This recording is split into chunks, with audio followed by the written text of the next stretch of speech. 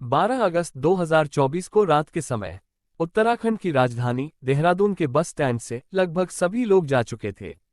यानी उस समय वहां पर बहुत कम पैसेंजर थे, और वह भी वो लोग थे जिनकी रात को बस चलने वाली थी। लेकिन उन्हीं बस का इंतजार करने वाले लोगों में एक लड़की भी शामिल थी। देखने से वो लड़की बहुत परेशान लग रही थी, लेकिन वहां पर मौजूद लोगों में से किसी ने भी उससे उसकी परेशानी का कारण नहीं पूछा। फिर अचानक उस बस स्टैंड पर ड्यूटी करने वाले गार्ड की नज़र उस लड़की पर पड़ी, और जैसे ही वो गार्ड उस लड़की के थोड़ा पास जाता है तो उसे उस लड़की को देखकर थोड़ा अजीब सा लगता है, क्योंकि वो लड़की थोड़ी असहज लग रही थी। यानी वो खुद को अनकंफर्टेबल महसूस कर रही थी। साथ ही बार बार वो अपने कपड़े ठीक करने की कोशिश कर रही थी। वो बच्ची डरी सहमी सी इधर उधर देख रही थी। उसे देखने से लगता था मानो वो काफी ज्यादा घबराई हुई हो।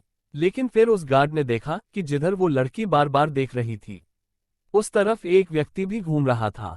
वो लड़की बार बार उसी व्यक्ति को देख रही थी और खुद को बहुत ज्यादा अनकंफर्टेबल महसूस कर रही थी। अब उस गार्ड को भी लगने लगा था कि यहाँ पर कुछ ना कुछ गड़बड़ जरूर है, और हो सकता है यह व्यक्ति ही इस बच्ची को परेशान कर रहा हो, क्योंकि उस लड़की की उम्र देखने से 15 साल के आसपास लग रही थी। उसकी मानसिक स्थिति भी ठीक नहीं लग रही थी।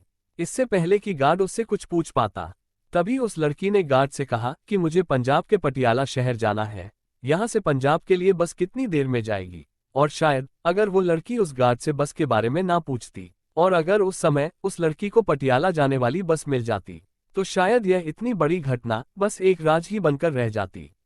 खैर, गार्ड को उसकी हालत कुछ ठीक नहीं लग रही थी, इसलिए गार्ड तुरंत चाइल्ड हेल्पलाइन नंबर 1098 पर कॉल करता है और उनसे कहता है कि सर, यहाँ दून आईएसबीटी के प्लेटफॉर्म नंबर 12 पर एक नाबालिग लड़की खड़ी है। मुझे उसकी हालत थोड़ा अजीब लग रही है, इसलिए आप एक बार यहाँ आकर देख लीजिए। हो सकता है शायद आप इसकी हालत को बेहतर तरीके से समझ सके। सूचना मिलते ही चाइल्ड वेलफेयर की टीम बस स्टैंड पर पहुंचती है, और फिर कुछ देर बाद पुलिस भी वहां पर पहुंच जाती है और उस गार्ड से लड़की के बारे में पूछने लगते हैं। गार्ड ने उस लड़की को जिस कंडीशन में देखा था वो सारी चीजें उसने पुलिस वालों को बता दी। इसके बाद पुलिस उस लड़की के पास पहुंचती है, और जब पुलिस वालों ने उस लड़की को देखा तो उन्हें भी पहली नजर में यही लगता है कि इस बच्ची के साथ यहाँ पर जरूर कुछ तो गलत हुआ है, और हो सकता है जो व्यक्ति वहां पर घूम रहे हैं उनमें से कोई उसे परेशान कर रहा हो। खैर, जब पुलिस वाले और चाइल्ड वेलफेयर कमेटी के लोग उसके पास पहुंचते हैं, वो लोग उससे बात करने की कोशिश करने लगते हैं। लेकिन जब पुलिस वाले उस लड़की से बात करने की कोशिश करते हैं तो वो लड़की उन्हें देखकर बहुत ज्यादा घबरा जाती है। उसके पास जो बैग था वो उस बैग से लिपट जाती है और इतने सारे मर्दों को अपने सामने देखकर कांपने लगती है। तो पुलिस वाले तुरंत समझ जाते हैं कि यह जरूर आदमियों से घबरा रही है, इसलिए जेंट्स पुलिस पीछे चले जाते हैं और फिर केवल महिला पुलिस ऑफिसर ही उसके पास रह जाती है। वो उस लड़की से बात करने की कोशिश करती है। लेडी पुलिस ऑफिसर उससे पूछती है कि बेटी, तुम कहाँ की रहने वाली हो और तुम कहाँ जाना चाहती हो। उस लड़की ने बताया कि वो पंजाब के पटियाला शहर जाना चाहती है, क्योंकि वो बच्ची बहुत ज्यादा घबराई हुई थी। इसलिए उस लेडी ऑफिसर ने उससे पूछा कि बेटी, क्या तुम यहाँ पर अकेली आई थी या फिर तुम्हारे साथ कोई और भी था जो तुम्हें अपने साथ यहाँ लेकर आया था। पुलिस उससे कई तरीकों से पूछताछ करने की कोशिश कर रही थी, लेकिन बार बार पूछने के बाद भी वो लड़की बहुत कम सवालों के जवाब दे रही थी। फिर भी पुलिस वालों को इतना तो समझ आ गया था कि यह लड़की जरूर किसी बड़ी मुसीबत में है, इसलिए वो लोग उसे अपने साथ गाड़ी में बैठाकर पुलिस स्टेशन ले जाते हैं। क्योंकि उस समय लड़की को बहुत ज्यादा भूख लगी थी, तभी उस लड़की ने महिला पुलिस ऑफिसर से कहा कि मुझे बहुत भूख लग रही है, इसलिए सबसे पहले उसे अच्छे से खाना खिलाया जाता है, पानी वगैरह पिलाया जाता है। इसके बाद जब लड़की थोड़ा रिलैक्स होती है तो लेडी ऑफिसर उसके पास बैठकर फिर से उसके साथ बात करने की कोशिश करती है। लेकिन उस समय वो इतनी ज्यादा घबराई हुई थी कि वो किसी से भी बात नहीं करना चाहती थी। वो पुलिस स्टेशन के एक कोने में चुपचाप बैठी हुई थी, क्योंकि उसके साथ जो दरिंदगी की गई थी उसके बारे में बताने के लिए ना तो उसे कुछ समझ आ रहा था और ना ही वो किसी को बताने की हिम्मत जुटा पा रही थी। खैर, अगली सुबह उसका ट्रीटमेंट भी शुरू कर दिया जाता है, क्योंकि पुलिस वालों को ये बात लग रही थी कि लड़की डिप्रेशन में है और यही कारण है कि यह कुछ भी बताने की स्थिति में नहीं है। इसके बाद 2 दिन तक उसका ट्रीटमेंट चलता है। इसके बाद दोबारा फिर महिला पुलिस उसके पास जाती है। इस बार जब लेडी ऑफिसर ने उससे पूछताछ करनी शुरू की तो उस लड़की ने बताया कि मेरे साथ गंदा काम किया गया है, जिससे महिला पुलिस ऑफिसर तुरंत समझ जाती है कि इस बच्ची के साथ तो दरिंदगी की गई है। इसके बाद उन्होंने उससे पूछा कि बेटी यह सब तुम्हारे साथ कहाँ पर हुआ। तो वो लड़की उन्हें बताने की कोशिश करने लगती है, लेकिन जब वो उन्हें अपने साथ हुई हैवानियत के बारे में बता रही थी, तो इसी बीच वो जोर जोर से रोने लगती है, क्योंकि वो महिला पुलिसकर्मी थी, इसलिए उसके हालातों को काफी अच्छे से समझ रही थी। इसके बाद उन्होंने उस बच्ची को चुप कराया और उसे दिलासा देते हुए कहा कि बेटा तुम डरो मत, अब सब कुछ ठीक हो जाएगा। तुम्हें घबराने की कोई जरूरत नहीं है, और जो कुछ भी तुम्हारे साथ हुआ है उसे भी छोड़ो, हम लोग उसके बारे में भी बात नहीं करेंगे। वो लोग जैसे तैसे कर उस बच्ची को शांत कराते हैं। उसके बाद अगले दिन दोबारा से उससे पूछताछ करते हैं।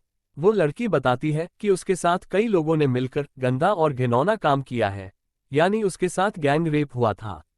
इसके बाद पुलिस वालों को पता चलता है कि उसके साथ यह हैवानियत उत्तराखंड के देहरादून बस स्टैंड पर हुई है। अब क्योंकि वो बस स्टैंड था, इसलिए वहां पर कई सीसीटीवी कैमरा भी लगे हुए थे। इसके बाद पुलिस फिर से बस स्टैंड पर पहुंचती है, क्योंकि वो लड़की उन्हें वहीं पर मिली थी, इसलिए पुलिस अपनी इन्वेस्टिगेशन भी वहीं से शुरू करती है। इन्वेस्टिगेशन के दौरान जब सीसीटीवी कैमरा को चेक किया जाता है, पुलिस वालों ने देखा कि वहां बस स्टैंड पर उस लड़की के आसपास काफी लोग घूम रहे हैं। फिर थोड़ी देर बाद धीरे धीरे लोग कम होने लगते हैं, और आखिर में जब वो लड़की उस बस स्टैंड पर अकेली रह गई, तो उस समय एक व्यक्ति उस लड़की के आसपास घूमता हुआ नजर आ रहा था। वो बार बार उस बच्ची को देख रहा था, इसलिए वो व्यक्ति पुलिस को भी संदिग्ध लग रहा था। और जब उन लोगों ने वो सीसीटीवी फुटेज उस लड़की को दिखाए, तो वो लड़की उस व्यक्ति को तुरंत पहचान लेती है। उसे देखकर वो लड़की दोबारा फिर से रोना शुरू कर देती है। वो कहती है कि हाँ, यही वो दरिंदा है, लेकिन इसके अलावा भी कई लोग और थे। इसके बाद पुलिस वाले उस वीडियो फुटेज से उस व्यक्ति की फोटो निकलवाते हैं और फिर से बस स्टैंड पर पहुंचते हैं। वहां बस अड्डे में जितने भी लोग काम करते थे, उन सबको वो फोटो दिखाया जाता है और उनसे पूछा जाता है कि क्या तुमने इस व्यक्ति को देखा है। उनमें से ज्यादातर लोगों ने कहा कि हाँ, हम इस व्यक्ति को बहुत अच्छी तरह से जानते हैं। उस व्यक्ति का नाम और एड्रेस पता चलने के बाद पुलिस तुरंत उसे अरेस्ट कर लेती है। इसके बाद पुलिस उससे पूछताछ करती है और कहती है कि अब तुम हमें पूरी बात बताओ कि आखिर तुम लोगों ने उस 16 साल की नाबालिग लड़की के साथ क्या किया था, और इस काम में तुम्हारे साथ कौन कौन लोग शामिल थे। पहले तो वो व्यक्ति पुलिस को गुमराह करने की कोशिश करता है, लेकिन जब उससे कड़ाई से पूछताछ की गई, तो तब उसने एक ऐसी कहानी सुनाई जिसे सुनकर शायद आपका भी खून खौल उठेगा। दरअसल 12 अगस्त 2024 को शाम के लगभग 4 बजे के आसपास का समय था। दिल्ली के कश्मीरी गेट पर एक लड़की खड़ी हुई थी। वो वहां पर मौजूद लोगों से पूछ रही थी कि भैया, मुझे पंजाब के पटियाला जाना है, वहां जाने के लिए मुझे कौन सी बस पकड़नी चाहिए, क्योंकि उस आईएसबीटी में सैकड़ों नहीं बल्कि हजारों बस खड़ी रहती हैं, और वो बसें अलग अलग दिशा में अलग अलग शहरों में जाती हैं। इसलिए वो लड़की थोड़ा कंफ्यूज थी कि पटियाला जाने के लिए मैं किस बस में बैठूं। लेकिन वो लड़की जिस व्यक्ति से बस के बारे में पूछ रही थी, दरअसल वह भी एक बस का ड्राइवर था। उसने कहा, तुम परेशान मत होए, जो सामने बस खड़ी हुई है, तुम इस बस में जाकर बैठ जाओ। वो बस दिल्ली से देहरादून जाने के लिए तैयार खड़ी थी। उस लड़की को उस बस में बैठा लिया जाता है और उससे कहा जाता है कि तुमको किराया देने की भी कोई जरूरत नहीं है, जब तुम्हारा स्टॉप आएगा तो मैं तुम्हें बता दूंगा, तुम वहां पर उतर जाना। इसके बाद धीरे धीरे वो बस चलने लगती है और फिर वो बस रात करीब 10:30 बजे के आसपास उत्तराखंड की राजधानी देहरादून बस स्टैंड पर जाकर रुक जाती है। क्योंकि वो उस बस का आखिरी स्टॉप था, इसलिए सभी लोग एक एक करके उस बस से नीचे उतरने लगते हैं, और जब सारी सवारियां वहां से चली जाती हैं, तो वो लड़की वहां पर अकेली रह जाती है। इसके बाद उस बस का कंडक्टर और ड्राइवर उस लड़की के पास जाते हैं और उससे कहते हैं कि पटियाला यहाँ से थोड़ी ही दूर है, लेकिन उसके लिए तुम्हें यहाँ से दूसरी बस पकड़नी पड़ेगी। वो बस ड्राइवर आगे कहता है कि पटियाला जाने वाली बस थोड़ी देर के बाद जाएगी, तब तक तुम हमारे साथ समय गुजार लो। इसके बाद वो दोनों, कंडक्टर और ड्राइवर, जिस लड़की को दिल्ली के कश्मीरी गेट से अपनी गाड़ी में बिठाकर यहाँ लाए थे और जिसकी उम्र अभी लगभग 15 साल के आसपास ही थी, उस लड़की को बस के पीछे वाली सीट पर लेकर जाते हैं। फिर उसके शरीर के अलग अलग हिस्सों को छूने की कोशिश करने लगते हैं, उसे परेशान करने लगते हैं, और फिर धीरे धीरे उसके कपड़े उतारकर वो दोनों उसके साथ गंदा और घिनौना कृत्य करने लगते हैं। कंडक्टर और ड्राइवर बारी बारी से उस बच्ची के साथ दरिंदगी कर रहे थे। वो बच्ची चीख रही थी, चिल्ला रही थी। उस समय ठीक उन्हीं के बराबर में एक और बस खड़ी हुई थी, जो कि ऋषिकेश से दिल्ली रूट के लिए चलती थी। जब उस लड़की की चीखें वहां तक पहुंचती हैं, तो उस गाड़ी के अंदर भी 2 ड्राइवर बैठे हुए थे। लड़की के चीखने की आवाज सुनकर वो दोनों भी कुछ देर के बाद उस गाड़ी में आते हैं, और वहां पर वह देखते हैं कि उस गाड़ी में एक लड़की बुरी हालत में पड़ी हुई है, और उस बस का कंडक्टर और ड्राइवर उस लड़की के साथ गंदा और घिनौना काम कर रहे हैं। अब यहाँ पर वो दोनों ड्राइवर भी उस बच्ची की मदद करने के बजाय उल्टा ये कहते हैं कि अब हम भी इस लड़की के साथ ऐसा ही करेंगे। इस पर पहले दोनों कंडक्टर और ड्राइवर ने कहा कि कोई बात नहीं, आपको भी जो करना है करो। और इसी तरह लगभग 2 घंटे का समय बीत जाता है। उस लड़की के साथ लगातार ऐसे ही गंदा और घिनौना कृत्य होता रहता है, यानी वो चारों उस लड़की के साथ बारी बारी से बलात्कार करते रहते हैं। तब उस गाड़ी का कंडक्टर, जो उस लड़की को दिल्ली से अपने साथ लेकर आया था, वो कहता है कि मेरे पास टिकट के कुछ पैसे हैं, मैं ये पैसे कैशियर के पास जमा करके आता हूँ। इतना कहकर वो कंडक्टर चला जाता है। इधर ये तीनों हैवान ड्राइवर उस लड़की के साथ दरिंदगी करते रहते हैं। उधर कंडक्टर कैशियर के पास जाता है, और जो टिकट के पैसे उसने पैसेंजर से यानी यात्रियों से कलेक्ट किए थे, उन्हें जमा कराने लगता है। लेकिन तभी कैशियर उससे कहता है कि तुम्हारी गाड़ी तो दिल्ली से रात 10:30 बजे के आसपास बस स्टैंड पर आ चुकी थी, तो फिर तुम 2-2.5 घंटे के बाद कैश जमा कराने क्यों आए हो, और इतनी देर तक तुम कहाँ थे? कंडक्टर कहता है कि साहब बस ऐसे ही मैं थोड़ा बिजी हो गया था, जिसकी वजह से मैं आज लेट हो गया। लेकिन जब कैशियर ने उससे तरह तरह के सवाल पूछने शुरू किए, तो वो उसके सवालों के सामने ज्यादा देर टिक नहीं पाया, और आखिर उसने कैशियर को भी बता दिया कि साहब मेरी गाड़ी के अंदर एक लड़की है, अगर तुम भी चलना चाहो तो मेरे साथ चल सकते हो। कैशियर ने जैसे ही यह बात सुनी तो वो भी उसके साथ जाने के लिए तैयार हो गया। इसके बाद जब वो कैशियर उस गाड़ी के अंदर जाता है, तो देखता है कि 2 ड्राइवर उस लड़की के साथ गंदा घिनौना कृत्य कर रहे थे। लेकिन जब उन दोनों ड्राइवरों की नज़र कैशियर पर पड़ती है, तो वो लोग कैशियर को देखकर कहते हैं कि पहले साहब को करने दो, हम लोग बाद में कर लेंगे। इसके बाद उस कैशियर ने भी उस लड़की को नोचना शुरू कर दिया, यानी उसने भी उसके साथ गंदा कृत्य किया। और इस तरह पहले कंडक्टर, फिर ड्राइवर, फिर उनके पास में जो गाड़ी खड़ी हुई थी, जो ऋषिकेश से दिल्ली के लिए चलती थी, उसमें बैठे हुए 2 ड्राइवर, और आखिर में वो कैशियर, पांचों लोग मिलकर उस लड़की के साथ बारी बारी से सामूहिक बलात्कार कर रहे थे। और जब वो लड़की चीखने की कोशिश कर रही थी, शोर मचाने की कोशिश कर रही थी, तो वो लोग उससे कहते थे कि क्या तुम पटियाला नहीं जाना चाहती, यानी अगर तुम पटियाला जाना चाहती हो तो तुम्हें ये सब करना ही पड़ेगा। उस लड़की की समझ में नहीं आ रहा था कि आखिर उसके साथ हो क्या रहा है, और अब तो उसकी मानसिक स्थिति भी बिगड़ने लगी थी। लेकिन फिर किसी तरह वो लड़की वहां से निकलने में कामयाब हो जाती है, या फिर उसे जाने दिया जाता है। इसके बाद वो लड़की रूट नंबर 12 के प्लेटफॉर्म पर पहुंचती है। वहां खड़ी होकर वो बस का इंतजार कर रही थी। वहीं पास में ही एक व्यक्ति मैगी बना रहा था, लेकिन फिर अचानक वहां पर मौजूद गार्ड की नजर उस लड़की पर पड़ती है। गार्ड देखता है एक संदिग्ध व्यक्ति जो कि कंडक्टर था, वो उस लड़की के इर्द गिर्द घूम रहा था और बार बार उस लड़की के करीब जाने की कोशिश कर रहा था। दरअसल उस कंडक्टर को अब डर सताने लगा था कि कहीं ये लड़की किसी को कुछ बता ना दे, इसलिए वो उसे वहां से हटाना चाहता था ताकि वो लड़की लोगों के बीच में ना जाए। लेकिन तभी गार्ड ने बड़ी होशियारी और सूझबूझ के साथ 1098 पर फोन कर दिया था। इसके बाद CW यानी चाइल्ड वेलफेयर कमेटी के लोग वहां पहुंचते हैं। साथ ही पुलिस भी मौके पर पहुंच जाती है। इसके बाद पुलिस उस CCTV के आधार पर पहले उस कंडक्टर को अरेस्ट करती है, जो कि संदिग्ध लग रहा था, और जब उससे पूछताछ की जाती है तो उसके दिए गए बयान के आधार पर 4 और लोगों को अरेस्ट किया जाता है। उन 5 के नाम की बात करें तो उनमें एक का नाम धर्मेंद्र कुमार, उम्र 32 साल, जो कि हरिद्वार के बंजारा गांव के रहने वाला है।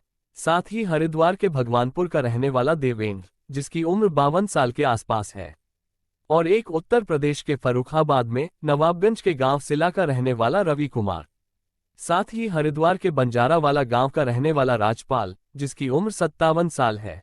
और एक देहरादून के पटेल नगर का रहने वाला राजेश कुमार होता है। उन 5 को अरेस्ट करने के बाद जब उनसे बारी बारी से पूछताछ की गई और जब इस घटना का खुलासा हुआ, तो इस घटना के बारे में सुनकर पुलिस वाले भी सिहर गए थे। इसके बाद SSP राजेश कुमार द्वारा उन 5 के खिलाफ 17 अगस्त 2024 को FIR दर्ज कर ली गई थी। लेकिन सबसे बड़ा सवाल ये था कि आखिर वो लड़की कौन थी और कहाँ की रहने वाली थी। जब इस बारे में उस लड़की से पूछा गया था कि वो कहाँ की रहने वाली है, इस पर लड़की ने बताया था कि वो पंजाब के पटियाला की रहने वाली है। लेकिन जब पुलिस जांच पड़ताल करती है तो पता चलता है कि वो लड़की उत्तर प्रदेश के जिला मुरादाबाद के मुड़ापारा थाना क्षेत्र के किसी गांव की रहने वाली है। इसके बाद देहरादून पुलिस ने मुड़ापारा क्षेत्र के उस गांव में जाकर उस लड़की के माता और पिता से संपर्क किया। हालांकि अभी तक तो वो लड़की कह रही थी कि मेरी माँ और बाप दोनों मर चुके हैं, जबकि उसके माँ बाप अभी जिंदा हैं और उसका एक भाई भी है जो रामपुर में मजदूरी करता है। और जब उस लड़की के माता पिता से पूछा गया कि तुम्हारी लड़की कहाँ है, तो उन्होंने बताया कि करीब 12 दिन पहले वो लड़की अचानक घर से निकल गई थी। हालांकि इससे पहले भी वो 1-2 बार घर से गई थी, लेकिन हर बार वो लोग उसे जल्दी ही ढूंढ लेते थे। उनका कहना था कि इस बार हमें पता ही नहीं चल सका वो कब कैसे निकल गई। हमने उसे हर जगह तलाश करने की कोशिश की। इसके बाद लड़की के माता पिता उसे लेने के लिए देहरादून पहुंचे, लेकिन लड़की ने अपने माँ बाप के साथ जाने से साफ इनकार कर दिया था कि मुझे इनके साथ नहीं जाना है। पुलिस जांच में ये भी पता चला था कि उस लड़की के माँ बाप की भी मनस ज्यादा अच्छी नहीं है और वह लोग भी अपनी बेटी को लेकर काफी समय से बहुत ज्यादा परेशान रहते हैं। वो लड़की जिसके साथ 5 लोगों ने सामूहिक बलात्कार किया था, उसको तो ठीक से ये भी नहीं पता था कि उसके साथ इतना गंदा और घिनौना कृत्य हुआ है। हालांकि उस लड़की का अभी भी इलाज चल रहा है। साथ ही उसे अभी फिलहाल बाली निकेतन में रखा गया है ताकि उसकी मानसिक स्थिति कुछ ठीक हो सके। उसकी कई बार काउंसलिंग भी कराई जा रही है और इस घटना से संबंधित अन्य आरोपियों के बारे में भी जानकारी जुटाने की कोशिश की जा रही है। पुलिस का कहना है कि हो सकता है इस घटना में 5 से ज्यादा लोग शामिल रहे हो।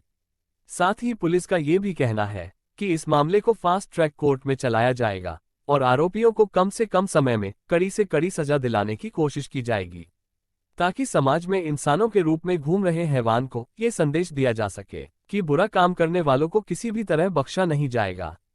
लेकिन इस लड़की के साथ जो होता है, उस घटना को सुनने के बाद कई तरह के सवाल खड़े हो जाते हैं। यानी एक तरफ अभी पश्चिम बंगाल की राजधानी कोलकाता में ट्रेनी डॉक्टर की घटना को लेकर पूरे देश में बवाल मचा हुआ है।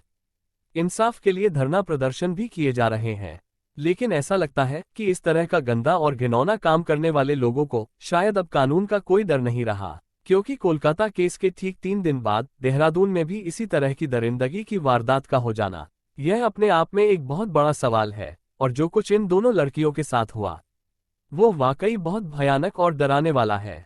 लेकिन सबसे अजीब बात यह कि इन 5 लोगों में 2 लोगों की उम्र 50 साल से ज्यादा थी।